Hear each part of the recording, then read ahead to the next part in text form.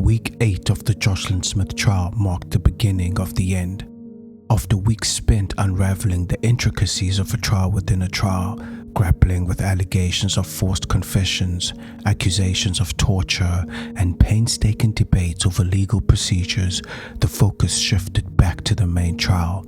But not before the courtroom witnessed a set of developments that reshaped the narrative, tightened the noose around the defense, and set the stage for a final reckoning.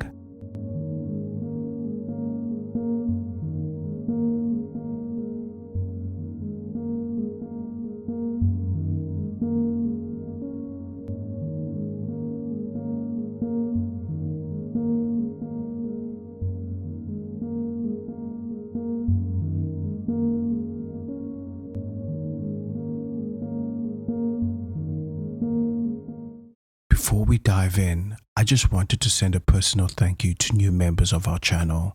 Thank you for subscribing. For us, a self-funded media publication, this means a lot. We are reaching the end of the Joshlin Smith trial weekly trial breakdowns, but we have more content planned, more cases to unpack, and true crime stories to dive into. So, believe me when I tell you, subscribing to our channel and turning on those post notifications is absolutely necessary. Okay, back to the breakdown. The week began with the state taking stock. Now that the judge had ruled the statements made by Jacquen Appollis and Steveno van Rhyn were admissible, the prosecution had a critical decision to make. What next? First came the shock announcement. Phumza Sigaqa, the woman named by both Jacquen and Steveno in their statement as the person who received Joshlin for 20,000 rand, was withdrawing as a state witness. No longer would she step into the witness box to testify against the accused. This sudden withdrawal triggered an important legal opportunity for the defense. In court, Judge Nathan Erasmus explained it plainly. Because Phumza had once been charged and was now refusing to assist the state, the defense could, if they wished, subpoena her, meaning they could force her to appear in court as their witness. If they did, however, it would open a dangerous door. Once Phumza was on the stand, the state would have the right to cross-examine her aggressively, even using the very statements she was now trying to disavow. It was a high-stakes gamble. In the end, all three defense teams, representing Kelly Smith, Jacquen Appollis, and Steveno van Rhyn, declined to call her. They did not want to risk exposing their clients to more damaging evidence. And so, Phumza Sigaqa slipped quietly out of the case, a ghost figure once again. The week pressed on, and the defense made their next move. Each accused, through their lawyers, filed what is known in South African law as a Section 174 application. This application asked the court to dismiss the case without requiring the accused to present a defense. Simply put, they argued that the state had failed to prove their guilt beyond a reasonable doubt, and therefore there was no point in continuing. Advocate Lorentia Lombard for Steveno van Rhyn led the charge. She accused the state's case as weak, built on unreliable testimony, and filled with procedural failures. She questioned the credibility of the police investigation, highlighting what she claimed were flawed medical examinations and a failure to properly read her client his rights. Kelly Smith's lawyer followed, attacking the state's claim of human trafficking. He pointed out that the only testimony linking Kelly to such a charge came from Lorentia Lombard, the state's Section 204 witness, whose credibility, he argued, was questionable. The state responded with a simple but powerful rebuttal.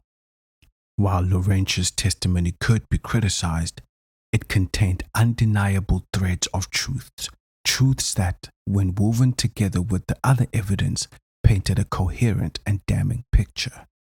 Judge Erasmus listened carefully but remained unswayed. When he finally delivered his ruling on the Section 174 applications, he did so without flourish. He refused to grant the applications. His reason was direct. Based on the evidence already presented, there was sufficient material upon which a reasonable court could convict. The case would continue. And with that, the defense's strategy collapsed. What happened next shocked even seasoned courtroom observers. Facing the rejection of their Section 174 applications and staring down the risk of devastating cross-examinations, each accused elected to remain silent. Jacquen Appollis, the man whose confession now stood as evidence against him, chose not to testify.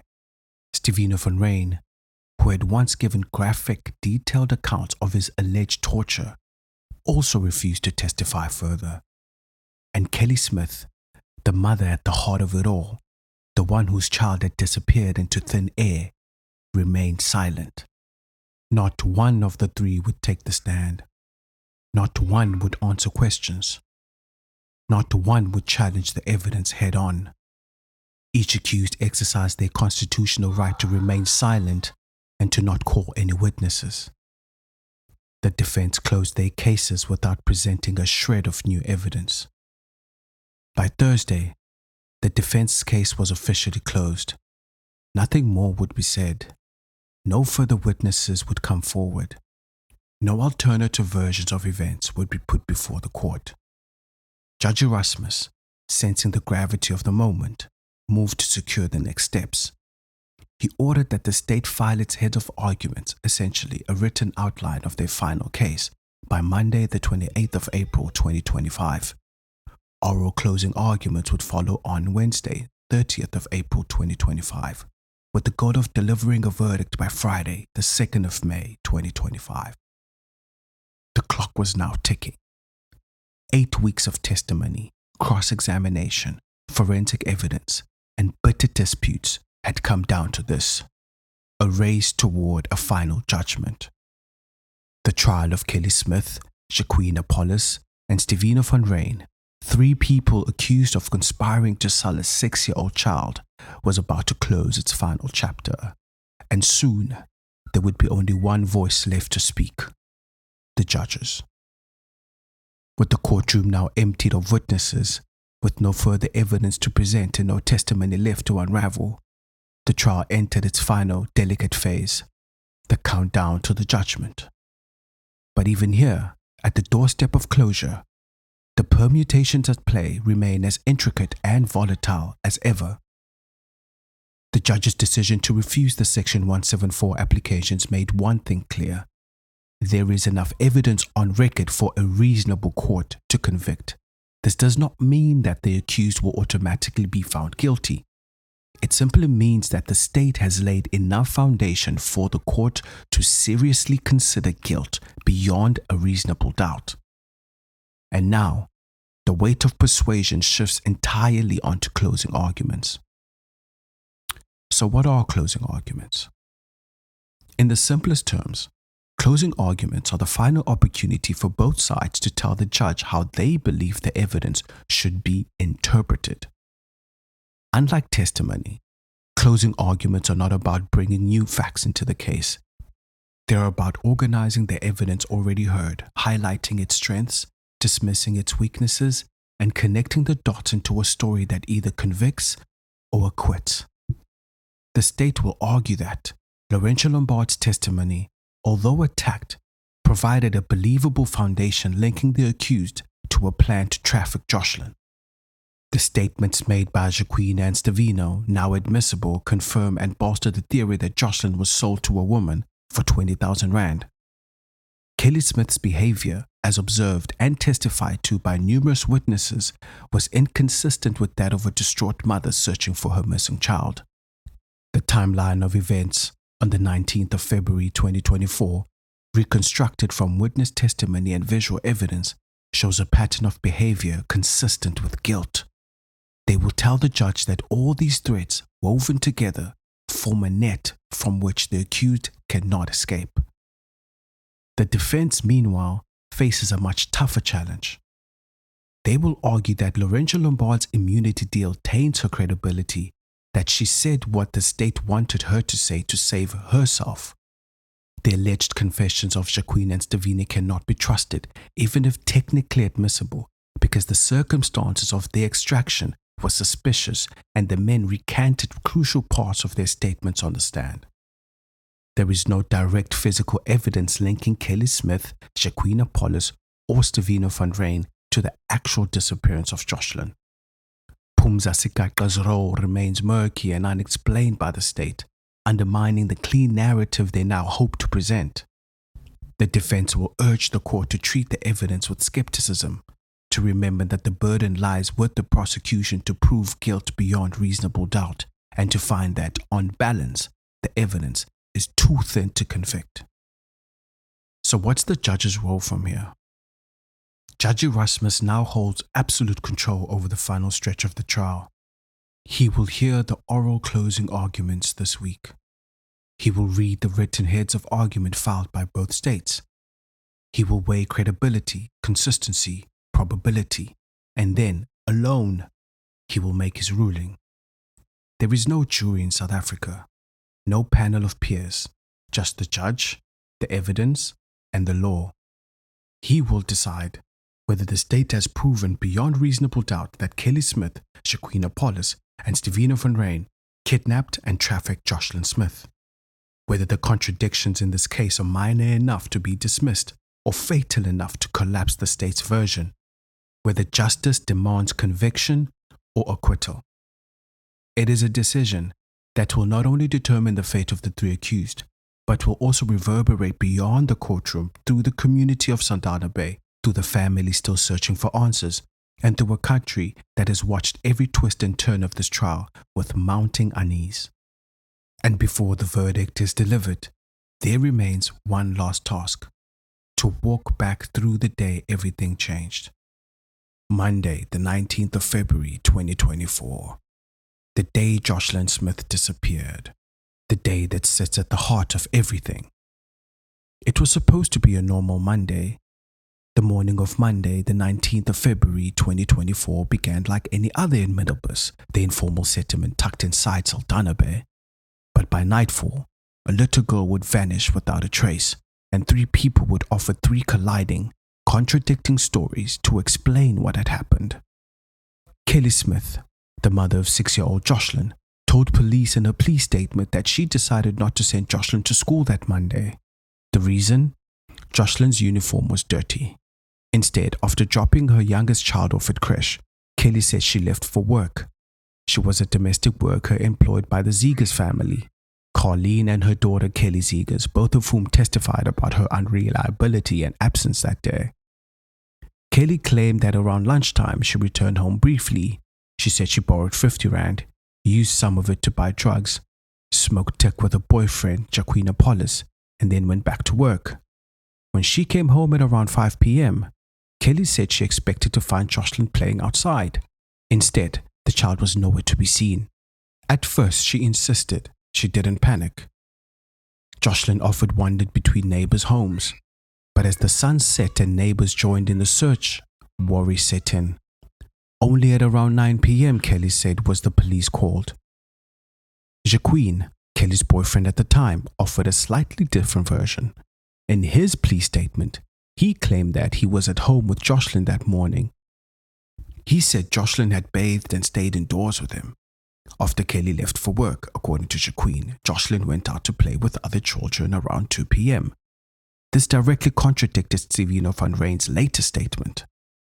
Jacquen mentioned that Kelly returned home briefly at lunchtime, just as she had said, but he also inserted another figure into the day's events, Lorentia Lombard.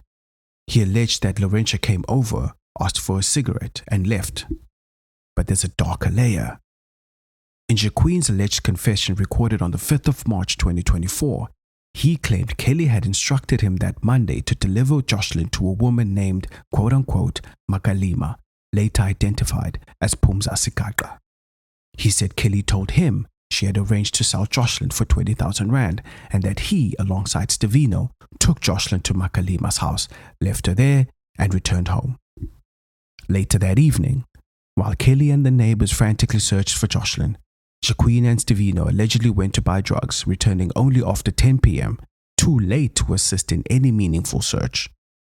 Still, under cross-examination during the trial within a trial, Jacquen distanced himself from parts of the confession, alleging that certain parts, especially about the 20,000 rand deal and Makalima, were fed to him during police custody. Steveno's story too swayed with the winds. In his plea statement, Steveno claimed that on the fateful Monday, he was at Jacquen's house in Middlebus. According to him, Joshlin was not there initially.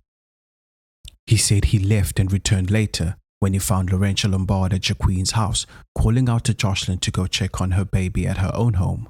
Steveno insisted that he saw Joshlin walk off with Lorentia and that he never saw the little girl again. But Steveno's alleged confession recorded days later told a different story. There, he claimed that Kelly Smith instructed Jacquen to take Joshlin to Makalima's house. He said he accompanied Jacquen and Joshlin to Makalima's, left Joshlin there playing with other children, and walked away. Then there was another twist. In his confession, Steveno said that Kelly later told him a man in a red shirt was supposed to collect Joshlin from Makalima, a claim that seemed manufactured and bore no corroborating evidence. When Steveno testified during the trial within the trial, the state dismantled much of his account. The inconsistencies, the flip-flopping narratives, first blaming Lorentia, then blaming Makalima, showed a deeply fractured story, one riddled with desperate attempts to evade culpability. Here are some considerations after going through the accounts of the three accused. If Joshlin was left to play outside at 2 p.m., why did Steveno claim he saw her walk off with Lorentia? Who was watching her? Both Jacquen and Kelly admitted to smoking drugs that day, a critical lapse in judgment that undercuts their credibility and responsibility. Both Jacquen and Steveno's alleged confessions reference Kelly arranging the sale of Joshlin, yet both now insist parts of those statements were coached or coerced. Steveno tried to point the finger at Lorentia, a move undermined by the fact that he, along with Jacquen, later identified Phumza Sigaqa as central to Joshlin's disappearance in their confessions. As the community scrambled that night to find the missing girl, Jacquen and Steveno were reportedly securing drugs, not helping to find Joshlin. By the end of that Monday, the story was already beginning to fracture, and today, more than a year later, the truth of what happened to Joshlin Smith remains buried somewhere within the tangled, desperate testimonies of those who should have protected her. If the accused painted a fragmented and shifted portrait of the 19th of February 2024, the witnesses, civilians who had no reason to lie, offered a lens into the chaos and contradictions of that day. Their stories captured moments of confusion, misplaced urgency, and unsettling behavior from Kelly Smith and those around her. And together, they tightened the noose around the events leading to Joshlin's disappearance. Namhla Tinzi lived close to Kelly Smith in Middlebus. That Monday evening, just after she returned home from work at around 5:30 p.m., Kelly approached her. Had she seen Joshlin? Namhla hadn't. She had just walked in the door fresh off a long day at work. A few minutes later, Kelly returned, still frantic. Joshlin was nowhere to be found. Namhla didn't hesitate. She asked her younger son to check the park where the children often played while Kelly's older son joined him. But the search came up empty, and concern deepened. When Namhla suggested they check at Kelly's uncle's home in Deersville, a place where Joshlin sometimes visited, Jacquen Appollis, standing nearby, interjected. He said Joshlin would never walk that far. It was too far for a 6-year-old. But Namhla insisted. Lost children could be anywhere. They walked to Deersville, Namhla, Kelly, their children, and checked the house, but nothing. They carried on searching, trekking across the township, trying every lead they could. At one point, they encountered a young boy who said he'd seen Joshlin walking with a group of boys earlier that day. This prompted them to search a house on Peter Mokaba Street. Kelly went in the house alone. 20 minutes passed, an eternity in a frantic search. Namhla, worried about the looming load shedding, called Kelly out. When Kelly emerged, she said she had spent the entire time charging her phone.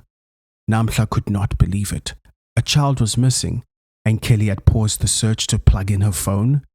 It was Namhla who suggested they call the police. Only then did Kelly agree, and officers were dispatched to Peter Mokaba Street to take the first statements about Joshlin's disappearance. Natasha Andrews, Joshlin's foster mother, painted an even starker picture. Joshlin, she testified, had spent much of her early life under her care. She'd helped raise her, clothed her, and even tried to adopt her. She described Kelly as a mother who fluctuated between involvement and detachment. On that Monday evening, Kelly showed up at Natasha's home on Arendse Street, accompanied by Namhla and the children. They asked if Joshlin was there. Natasha said no. And what stood out most about Kelly? She wasn't anxious, she wasn't frantic, she was almost disinterested. They left to continue the search, and Natasha didn't hear from Kelly again until the early hours of the next morning, when Kelly returned, this time with police, to fetch a photo of Joshlin to assist with the search. By then, Kelly's emotions were more visible. She appeared heartbroken at the police station, insisting she had no idea where Joshlin was. But Natasha, watching her closely, noticed something chilling.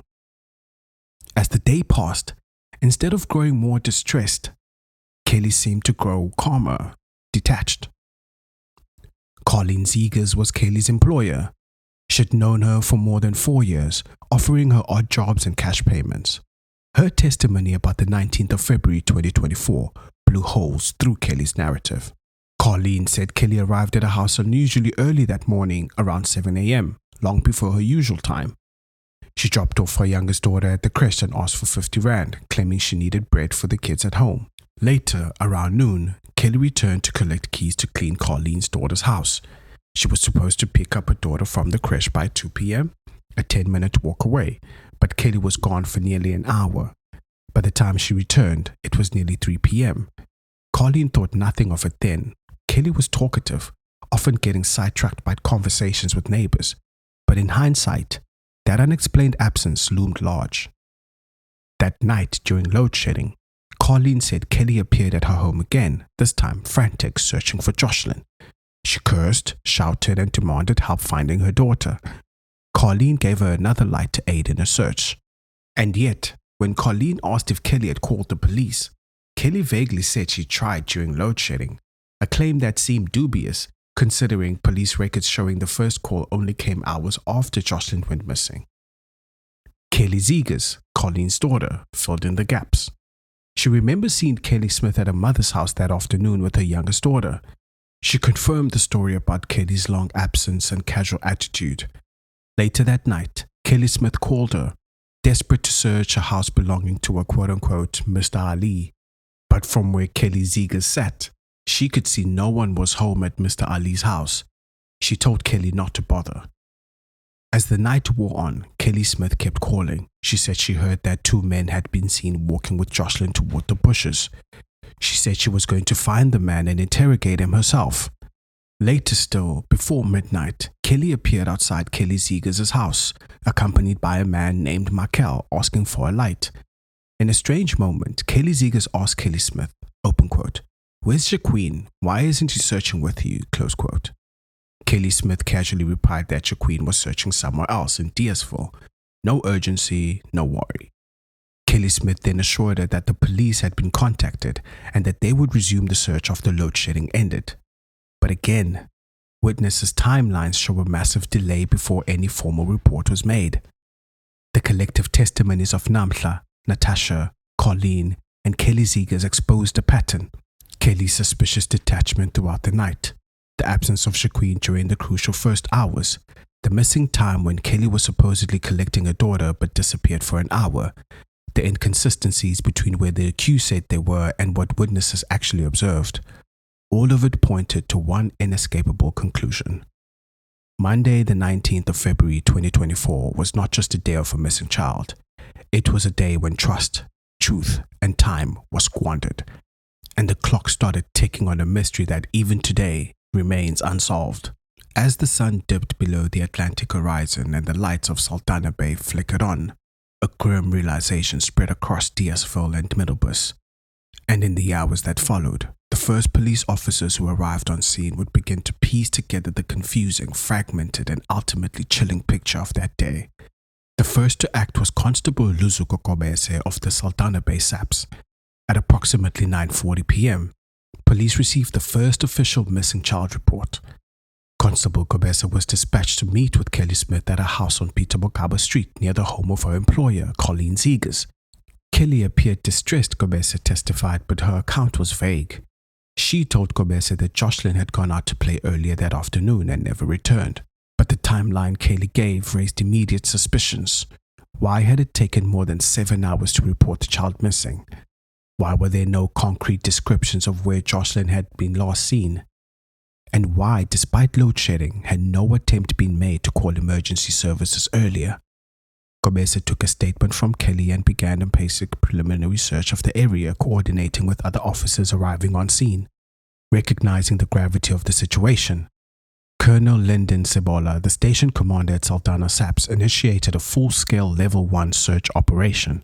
He immediately dispatched resources to set up a command post at Middelpoort Community Hall, strategically positioned near where Joshlin was last seen. Sebola testified that by the early hours of the 20th of February 2024, a full multidisciplinary team was already operational, which included SAPS K9 unit, the Sea Border unit, local detectives, community policing forum volunteers, neighborhood watch members as well. Sebola's focus was on canvassing the community, gathering initial witness statements and establishing a timeline for Joshlin's disappearance. But he too noted something unsettling. From the very beginning, Kelly Smith's attitude was strangely muted. She was not hysterical, she was not demanding action. Instead, she sat quietly, answering questions in short and controlled bursts. It fell to Sergeant Mayor Milstein, a detective assigned to the Saldanha SAPS Family Violence, Child Protection and Sexual Offences Unit, or FCS, to become the investigating officer for the case. Milstein arrived during the overnight hours and immediately began interviewing potential witnesses. He testified that early interactions with Kelly, Jacquen Appollis and Steveno van Rhyn were perplexing. Kelly seemed confused about timelines. Jacquen was evasive about his whereabouts that day. Steveno seemed nervous and offered conflicting accounts about when he last saw Joshlin. In particular, Milstein focused on discrepancies in the timeline provided by the accused. Kelly said Joshlin was last seen playing outside around 2 p.m. Jacquen suggested Joshlin had gone missing much later. Steveno said he wasn't even there for most part of the afternoon, only arriving later. Already, the foundations of their defense were cracking. Constable Phumza Sigaqa, also stationed at Saldanha SAPS, was tasked with searching the nearby open fields and abandoned houses surrounding Middelburg. She testified that the community mobilized impressively. Hundreds of volunteers swept through the dusty streets, calling Joshlin's name into the night air. But what struck out to her was Kelly's behavior during these searches. Kelly was not leading the search. She was not running from house to house. Instead, she remained stationed at the command post, talking intermittently to officers, occasionally stepping outside to smoke. This wasn't the behavior of a mother desperate to find her child, Sigaqa thought, and it wasn't just her impression. Other officers noticed this too. As the night wore on, police brought in their search grid, calling in drones, off-road vehicles and community patrols to comb the surrounding areas. But by sunrise on Tuesday, the 20th of February 2024, there was still no sign of Joshlin. Within 12 hours of Joshlin's disappearance, it became clear to police that this was not a typical missing child case. It wasn't a random abduction from a playground. It wasn't a child wandering off and getting lost. The police realized they were looking at something far darker, and that the answers likely lay not in the fields or the sea, but inside the tangled, shifting stories told by Joshlin's own mother and her inner circle. By morning, detectives had drawn up a short list of persons of interest: Kelly Smith, Jacquen Appollis, Steveno van Rhyn. They would not be arrested immediately, but from that day forward, every interaction, every word, every contradiction was logged, scrutinized, and preserved, preparing the foundation for the charges of kidnapping and human trafficking that would follow. When it comes to the disappearance of 6-year-old Joshlin Smith, no witness has played a bigger role in the state's case than Lorentia Lombard. She was not only a friend of Kelly Smith, but also an insider, someone who was in the house and claimed to have seen events unfold in real time. However, her testimony, while explosive, has been riddled with inconsistencies, many of which were exposed under cross-examination over several grueling days in court. Still, the bones of her story have remained the same, and it's important to track her version of events precisely, particularly focus on Monday, the 19th of February 2024, the day Joshlin was last seen alive. According to Lorentia, Sunday started ordinarily but quickly descended into chaos. That morning, she made breakfast for Ayanda Lidoni, her boyfriend and father of her 2 children, and he left for the car wash where he worked. She then spent the morning moving around the Marikana informal settlement, smoking drugs with friends, an admission she made openly in court. Later that day, she made her way to Kelly Smith's house. She testified that she saw Kelly involved in a heated argument with her boyfriend, Jacquen Appollis. During this fight, she said, Kelly smashed a window at her own house out of rage. Lorentia initially failed to mention the broken window in her first confession to police in March 2024. Only later, in her October 2024 Section 204 agreement, where she turned state witness in exchange for immunity, did she recall and confirm it. Crucially, Lorentia claimed that sometime that afternoon, she witnessed Kelly leading Joshlin toward a white Volkswagen Polo, where she alleges a woman dressed like a sangoma was waiting. She told the court she observed Kelly hand Joshlin over in exchange for something, allegedly 20,000 rand cash, which Kelly supposedly stuffed into her clothing. However, under cross-examination, Lorentia admitted that her view may have been from a significant distance, as far as 81 meters, and that she could not precisely see or hear every detail. She insisted she saw the quote-unquote white dot on the sangoma's face, although the defense repeatedly questioned her credibility on whether she could have seen such a detail from that distance without binoculars. There were also inconsistencies about who was present. While she initially claimed that Steveno was there and witnessed parts of this, under pressure, she later conceded Steveno may not have seen the exchange happen. According to Lorentia's testimony, Monday morning began like this. She again prepared food for Ayanda and took it to the car wash. At some point after, she made her way to Kelly's house. There, she noticed that Joshlin and the other children were not prepared for school. This struck her as odd because the children were usually sent to school early. She asked Kelly about it. Kelly, she said, appeared busy packing Joshlin's clothes into a black cooler bag. Lorentia recalled feeling unsettled and asked Kelly what was happening. Kelly allegedly said something vague about needing to go somewhere, but she was not specific. Later that day, Lorentia testified that she returned to Kelly's home again and saw Kelly leave the house with Joshlin. She claimed to have witnessed Kelly lead Joshlin once more to a white VW Polo. This, she said, was the last time she saw Joshlin. Importantly, Lorentia maintained that the quote-unquote Joshlin plan, the plot to sell Joshlin for money, was discussed openly between herself, Kelly, Jacquen, and Steveno. She said that on Monday, they discussed how the 20,000 rand would be split among themselves. 1,000 rand would go to Lorentia, 1,200 rand to Steveno, and the rest split between Kelly and Jacquen. The court learned during cross-examination that Lorentia initially didn't include any of these details in a March 2024 confession.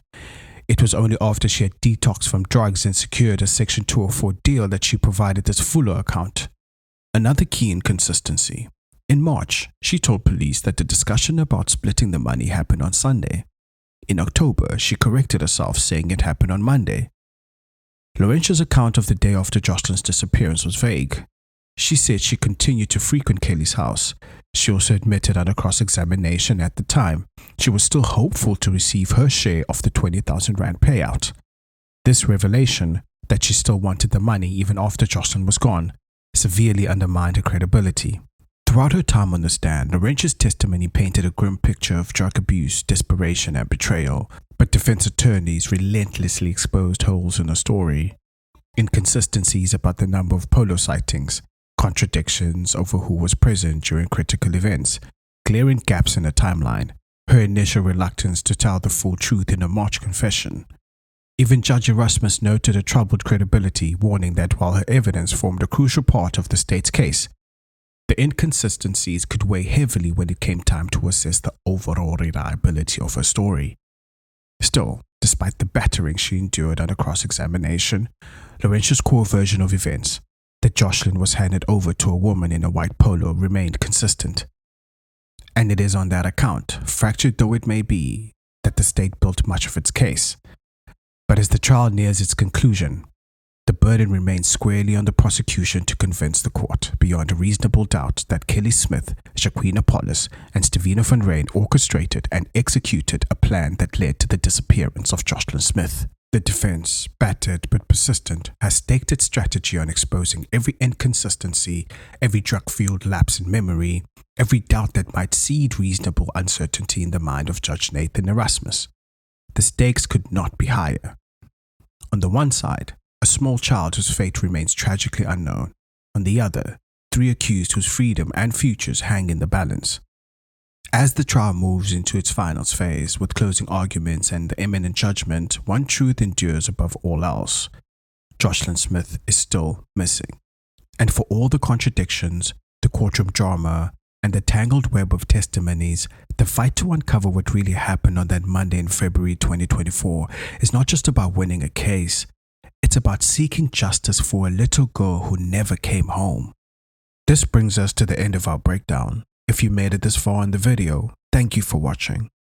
Also, I would love to hear from you. Drop those comments below and I will send personal shoutouts in the next breakdown.